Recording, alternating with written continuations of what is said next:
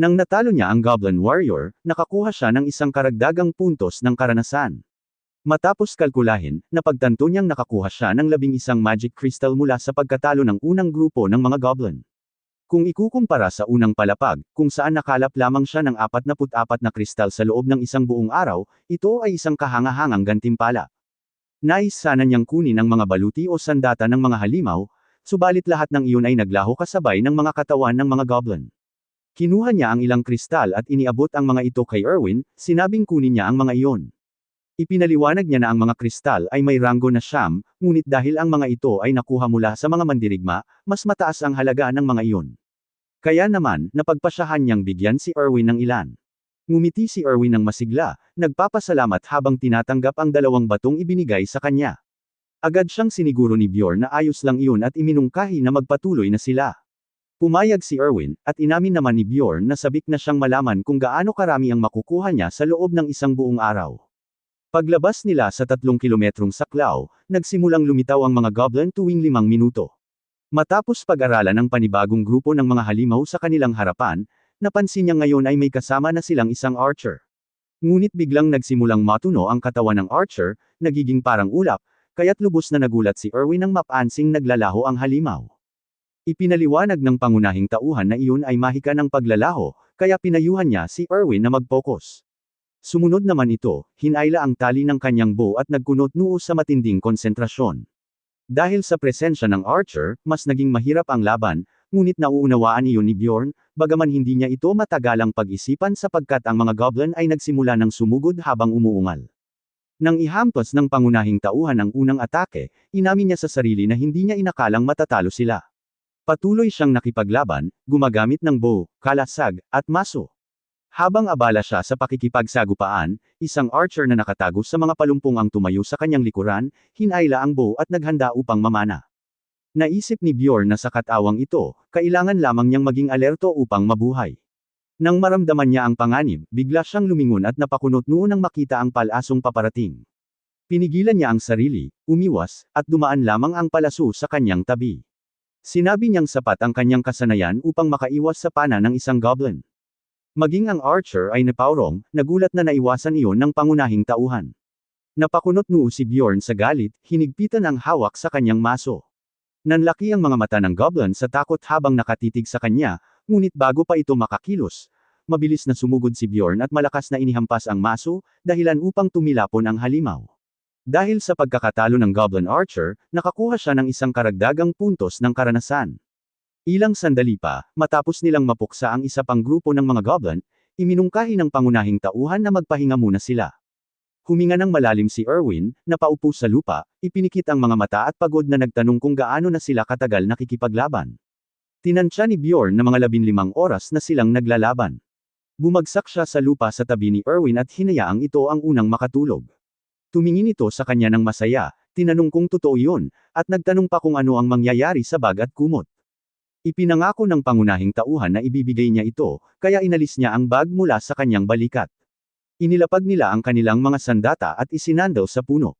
Habang pinagmamasdan si Erwin na unti-unting nakatulog, inakala ni Bjorn na labis na itong pagod dahil ngayon lang ito nakagawa ng mga ganitong tunog sa pagtulog. Inisip din niyang marahil ay dahil naramdaman nitong ligtas siya, kaya tuluyang nakapagpahinga. Habang nalulunod sa mga ganitong kaisipan, tumingala siya sa langit, na pagtatantong 15 oras na silang nangangaso. Nakamit nila ngayon ang higit pa sa kanilang pinangarap noong nasa unang palapag pa lamang sila. Ngunit habang mas lumalalim ang kanilang paglalakbay, mas madalas din nilang makasalubong ang ibang mga manlalakbay. Hindi lamang 3 o 2 ang mga ito, may mga grupo na binubuo ng higit 3 katao, at bukod pa roon, magkakahalo ang mga lahi sa mga pangkat na iyon. Pinagmasdan ni Bjorn ang mga ganoong grupo, napapansin niyang lagi silang dumaraan ng tahimik. Gayunman, unti-unti siyang nawawala ng pasensya sa tuwing makikita niya ang mga ito. Sa isip niya, mas delikado ang mga manlalakbay kaysa sa mga goblin, lalo na ngayon na may tao siyang dapat alalahanin. Habang nakatingin kay Erwin, napaisip siya at tahimik na idinagdag na ang pinakamalaking problema ay dahil napakaganda nito. Pagkarinig ni Erwin sa mga salitang iyon, bigla itong napamulat, nagising, at nahihiyang tumingin kay Bjorn. Tinanong nito kung totoo bang maganda siya. Agad siyang inutusan ni Bjorn na matulog na, sabay buntong hiningang inis at sinabing kanina lang ay naghihilik ito. Ipinikit ni Erwin ang kanyang mga mata at nangakong matutulog na talaga. Habang pinagmamasdan ni Bjorn ang payapa nitong kilos, tinanong niya ang sarili kung ano bang meron sa kanya, sigurado siyang hindi ganito dapat ang mga elf. Pagsapit ng ika-4 na araw, habang nagsisimula silang lumaban sa mga goblin, sumigaw ang pangunahing tauhan na umatake muna sila mula sa gilid. Agad namang pumayag si Erwin. Sa ika-5 araw, nanatili silang sumusunod sa kanilang nakasanayang ayos, palitan sa pagpapahinga. Pagkaraan ng 6 na araw, muli silang nakatagpo ng isang grupo ng mga manlalakbay, at sa ika-7 araw, inanunsyo ni Bjorn na panahon na para umalis sila sa labyrinth. Nakatayo si Erwin sa tabi niya, bahagyang nakayuko sa sobrang pagod, at napansin ni Bjorn na alas 9 na ng gabi, ibig sabihin, may 2.5 oras pa bago tuluyang magsara ang unang palapag. Ipinikit ni Erwin ang kanyang mga mata at inaming labis na siyang pagod, sabay sabi na gusto na niyang matulog agad pagbalik nila. Sumang-ayon ang pangunahing tauhan at iminungkahing umalis na sila, at pumayag naman si Erwin. Sa isip ni Bjorn, mas mabuting dumating ng maaga kaysa mahuli.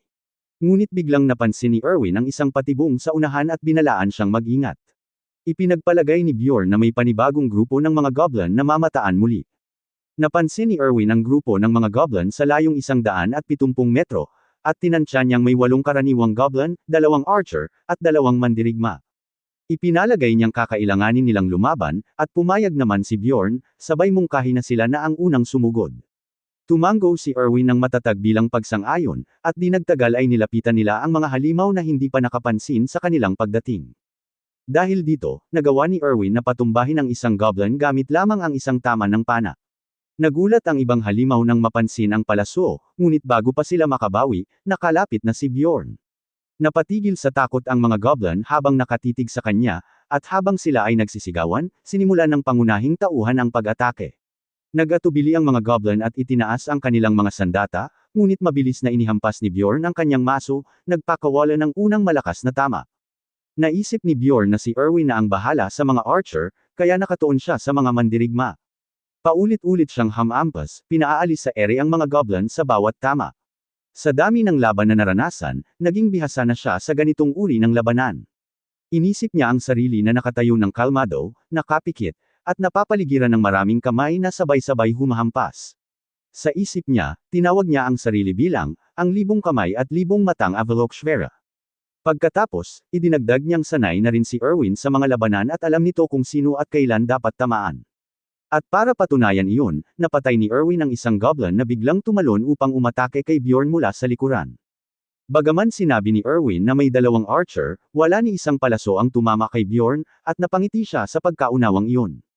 Unti-unting nagsimulang maglaho ang mga katawan ng mga goblin, at inisip ni Bjorn na mas bumilis na ngayon ang kanilang oras sa pagpatay ng mga halimaw. Pinuri niya si Erwin sa mahusay nitong pagkilos. Napangiti si Erwin, medyo nahihiya at ipinikit ang mga mata. Sinabi naman ni Bjorn na sa susunod, sana'y sabihin na nito agad kung natapos na niya ang mga archer, para hindi na siya mag-alala pa. Huminga si Erwin ng malalim at humingi ng paumanhin, inaming hindi siya sigurado kung napatay niya ang pangalawang goblin archer. Naunawaan ni Bjorn kung ano ang nangyari, at naisip niyang mas mapanganib paminsan ang impormasyon na hindi tiyak kaysa sa kawalan ng impormasyon.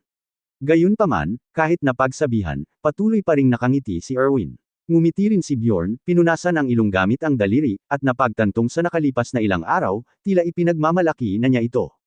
Bigla, habang nakatuon si Erwin sa huling naglalahong goblin, sumigaw ito sa tuwa, sinasabing may isang bagay na astig doon.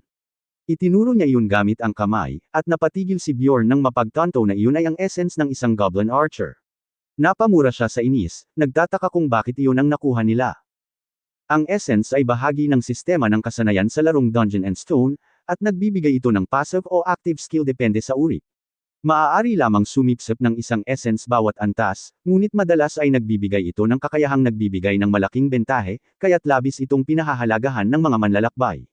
Gayunman, may hangganan kung ilan ang maaaring masipsip, at nagkakaiba ang mga kasanayan depende sa uri ng halimaw. Naalala ni Bjorn noong nilalaro pa niya ang laro, habang nakakunot-noo sa pag-iisip. Alam niyang nakasalalay sa tamang pagpili ng essence ang kapalaran ng buong karakter. Ang tsansang makakuha nito ay halos wala, kaya hindi niya inaasahang makakita nito rito. Nagulat si Erwin nang mapagtantong essence iyon, ngunit hindi agad sumagot si Bjorn sa kanyang tanong, sapagkat nag-aalala siya na tila masyado silang sinuwerte, at dahil dito, may masamang kutob siya. Nabuo ang mga butil ng pawis sa kanyang noo sa pag-aalala. Tinanong ni Erwin kung magiging goblin ba siya kapag sinipsip niya iyon. Hindi kaagad sumagot si Bjorn, iniisip na hindi naman siguro siya ganoon kaswerte, ngunit kalaunan ay ipinaliwanag niyang makakakuha lamang si Erwin ng isa sa mga kakayahan ng goblin.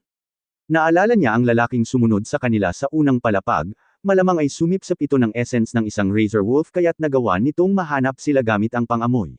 Naalala niya iyon at tinanong si Erwin kung gusto ba nitong kunin ang essence.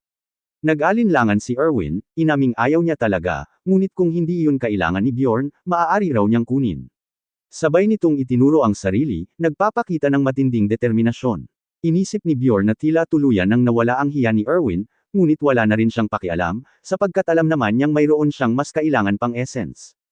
Alam niyang kakailanganin niya ng malaking halaga kung basta-basta lang siya sisipsip ng mga essence, at para sa isang barbarian gaya niya, hindi ganoon kapaki-pakinabang ang essence ng Goblin Archer. Sa huli, sinabi niya kay Erwin na maaari niyang kunin iyon, basta't mangako ito ng isang bagay sa kanya.